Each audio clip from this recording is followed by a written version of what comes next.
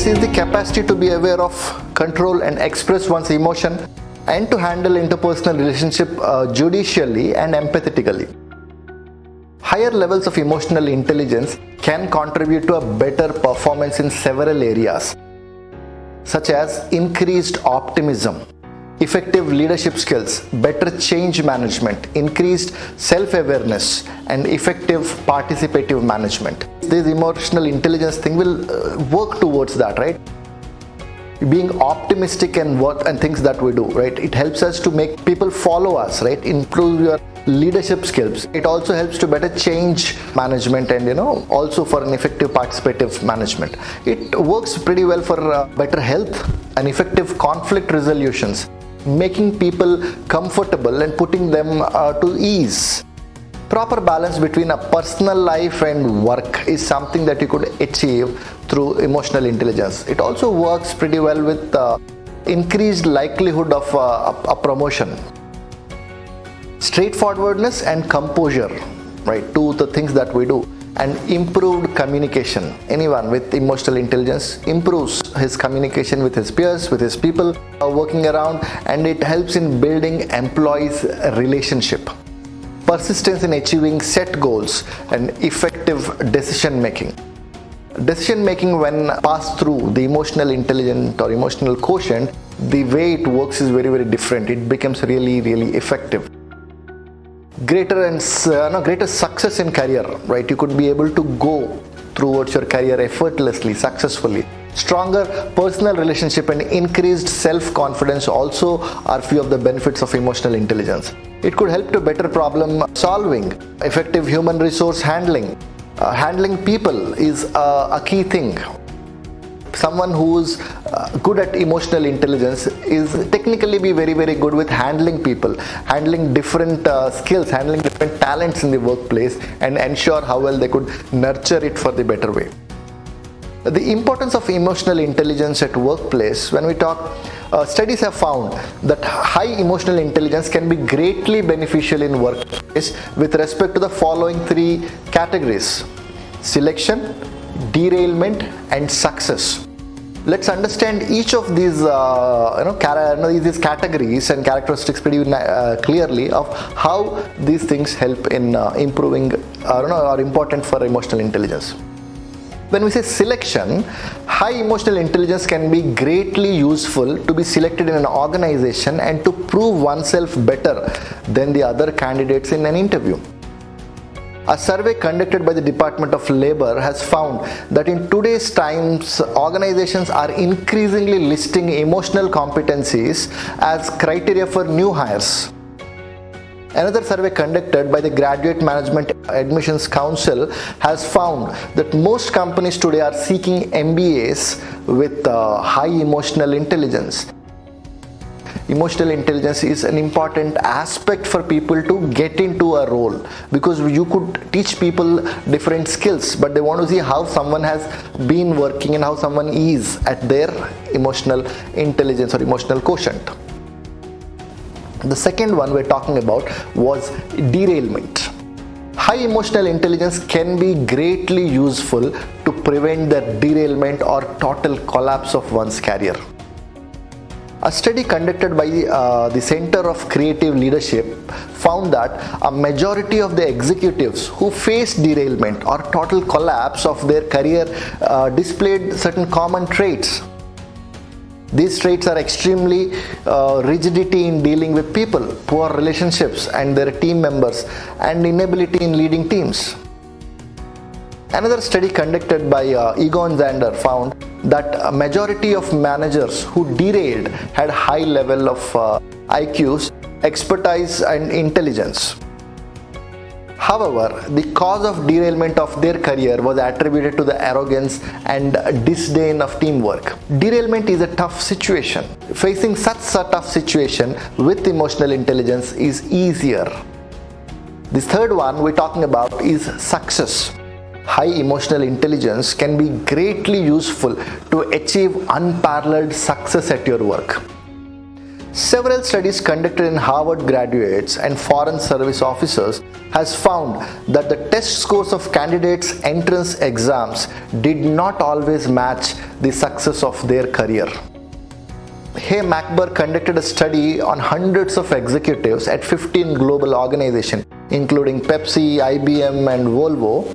MacBur found that emotional competencies formed two-thirds of the competencies that are considered essential to success at workplace.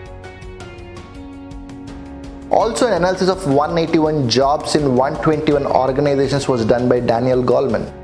Goleman found that emotional competencies were the best differentiators between a star performer and an average performance. Right? It so clearly shows that a performance from an average to a star leads how well you are with your emotional intelligence and how well you are able to manage it and exhibit. That's how it works. There are different principles of building emotional quotient. There are few general principles that you can use to build your emotional intelligence and take it up to higher levels and put it to work for yourself and others. Some of the principles of building EQ could be like to get to know other people, right? Try to build a personal bond with others. Communicate clearly and politely. Keep in touch with others. Share data with relevant people. Take other people's opinion while making decisions as a group. Use collaboration and effectively. Seek input from others and also offer support to others. Be a good team member. Promote understanding with others by talking freely and openly. Keep yourself motivated. Keep people informed about your work methods and decisions. Give respect to the respected. Use your intelligence while dealing with other people. Never use drugs. Eat and sleep well. Exercise daily. Use proper stress control system. There are a series of things. There are n number of things that will help you building your emotional quotient. You could have a mentor to keep you on track. Right? When you have someone who's monitoring, who's talking to you on how you're working and progressing towards it, the way it works is very different. It needs practice to build yourself on the emotional quotient skills. Meditate daily. Maintain a journal of your daily activities.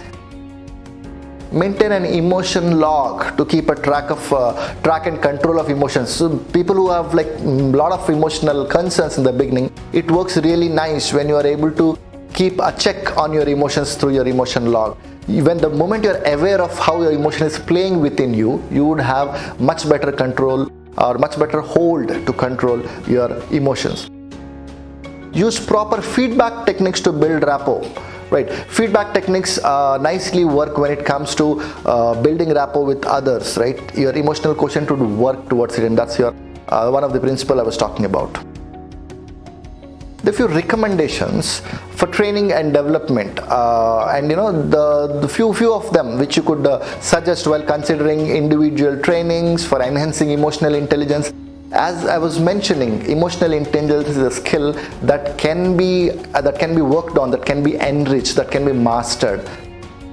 You could go through different programs wherein you encourage each person to make changes that are self-motivated and self-directed. Small changes, but that should work towards self-motivation and self-directedness. Judge the readiness of individuals to go for the training.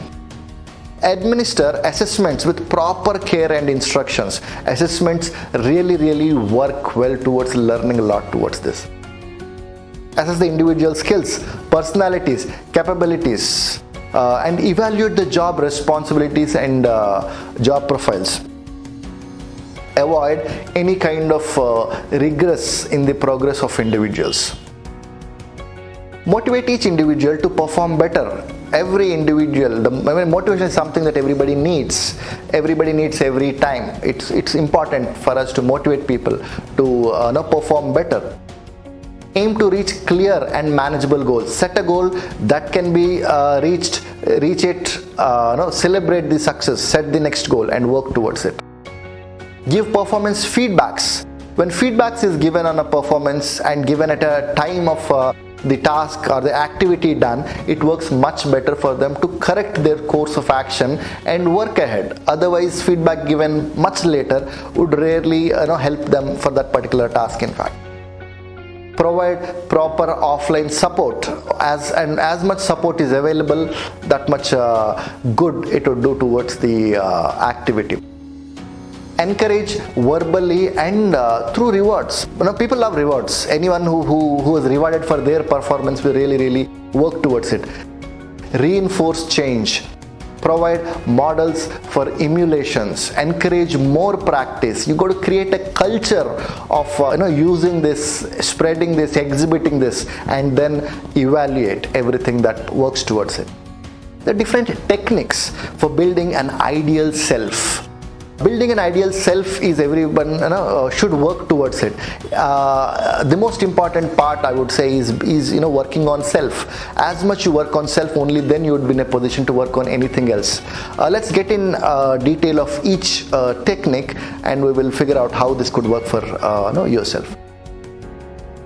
So the number one thing says, your ideal self cannot be found in your weakness. Live on your strengths.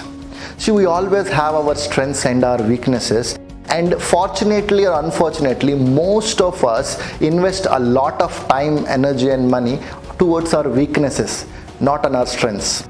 Maybe this is how we're brought up. Just to give an example, from my childhood, I was not very good with maths. I'm sure many of you could relate with me. There would be different subjects from the very childhood you're not good with it. Now, if I'm going to ask you, with your schooling, you also been to tuitions. Tell me what subject you used to go for tuitions. The subjects which you are working really good, or the subject in which you are weak. I went for maths tuition. Something which I am not good at, something which is my weakness, I worked on it. I spent more time, more energy, more money on that rather than working on the strengths that I would have. Over there it's one level, but when it comes to the working class, or when we are at this stage, we still have our weaknesses and strengths. Where are we investing our time, money and energy? Working towards our weaknesses or working towards our strength? Working towards our weakness might help us definitely to a particular level, but when you work on your strengths, you would go to a very different level altogether. Always try to work on your strength.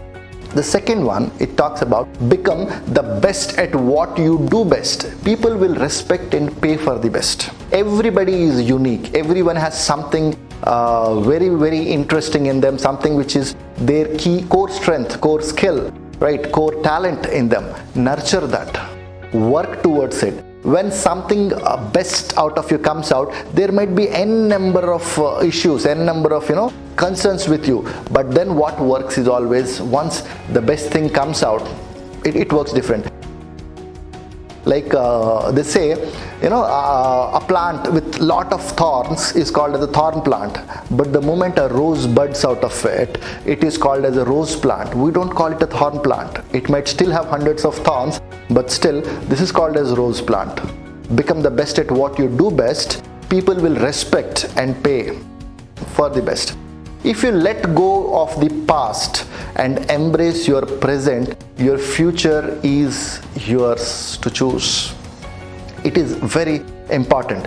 The third technique I was talking about is to let go of your past. The moment you hold your past and you live either in that's the major problem we have. Either we live in the past or we live in the future, right? You are worried about something that has happened, or we are too much about anxiety about the future, which you never know. Tomorrow has a billion possibilities, and in this process we are missing the present. If you let go of your past and embrace the present, your future is your choices. Your today is all about your yesterday's decisions. So your tomorrow will depend on what decisions are you going to take today.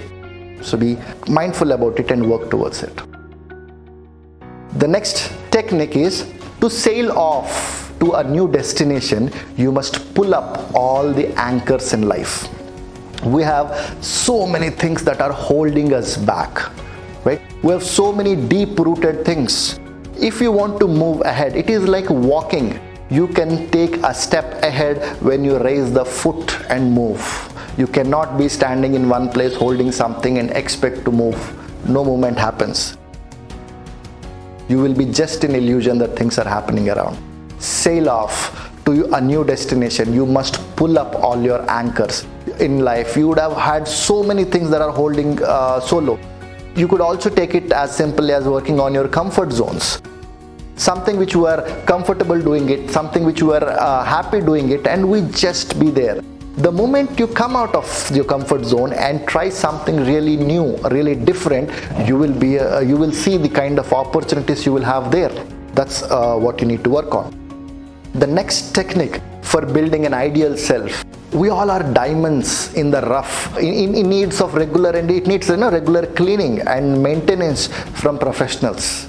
Everybody is like that. Everyone has a talent. Everybody is very good at that. Sometimes because of n number of reasons, right, it is just clouded with maybe some dust. It needs a cleanup. It needs a maintenance, right? You need to go to a professional who can help you to that. A training would help you do that, right? As much you rub a diamond, it shines that better, right? So regular rubbing of a diamond is required to ensure.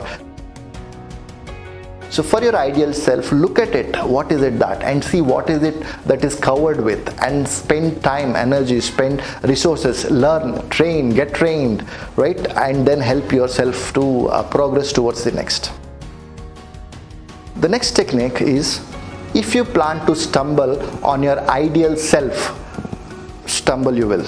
So if you will ever plan, how it works, am I in a position to do something, am I doubt myself in doing, you will always be there. Somebody said that if you think you can do it, or if you think you cannot do it, you're always right.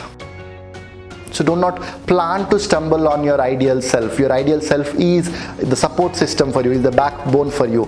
Do not plan to stumble there. Stay fixed, stay connected. You would be in a position to build a better self for yourself.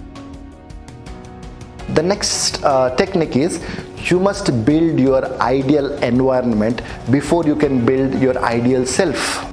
How does an ideal self works? Ideal self requires an environment where you could progress, where you get really progressive in life. It's important for us to figure out what is that environment and create that environment. Waiting for someone else will create that environment or build that environment for us is something that doesn't really work. Say for example, many of you would have come from, who have come from little remote places would understand learning English in your hometown is a very challenging task. You cannot learn, right? You come back to metros, you come back to cities, and suddenly you find this challenge of, everybody else is in a position to talk, how do I work towards it? It's just that you never had an environment, where you could learn English. Imagine an environment provided to you where everybody talks, everybody helps each other, corrects each other, give enough feedback. You would automatically would have built your communication skills there. Many of us spoken English courses, right? What do they do? They provide you an environment of English. All they do is, whatever you talk, however you talk, you just need to talk in English now, and then we'll start working on your English, and then you would become very different thing. So first, you must build your ideal environment before you can build your ideal self. Build your environment, ideal self will be in progress. It will happen automatically. The next technique of building an ideal self is, for your ideal self to hold water, you have to eliminate negative influences. The negative influence would work. See, any influence will always work. Influence will help you, will take you to the direction where it moves. Whether you are in that negative or in positive, it's your call there. The closer you are to the negative influence, the closer you go towards the negative side of it. The closer you are towards the positive influence, you get more towards that. So people who are around you, influences that are happening around you, have a clear check. See, is this thing happening positive, or these are the negative influences that are happening? Only when you would have positive influences around yourself, you will be able to hold it close, and it will help you to build an ideal self. The last technique I would suggest right now is success is a journey, not a destination. Always be ready to adapt a new option, right? So there is no perfect place or a perfect world somewhere. This is the place, right? This is how it is. So do not really worry about what is the end goal, and you would get it. But what is more important is the journey towards it. What is more important is the journey towards it. For example, the one universal truth is death. We all going to die. So our ultimate goal is that you will die. But what is important is how did you live? How was your journey? What was it done there? Success is a journey. It's not a destination. So always be ready and adapt to new options, new things that come. Explore new things, explore life, try every different thing. You never know which could really work for you.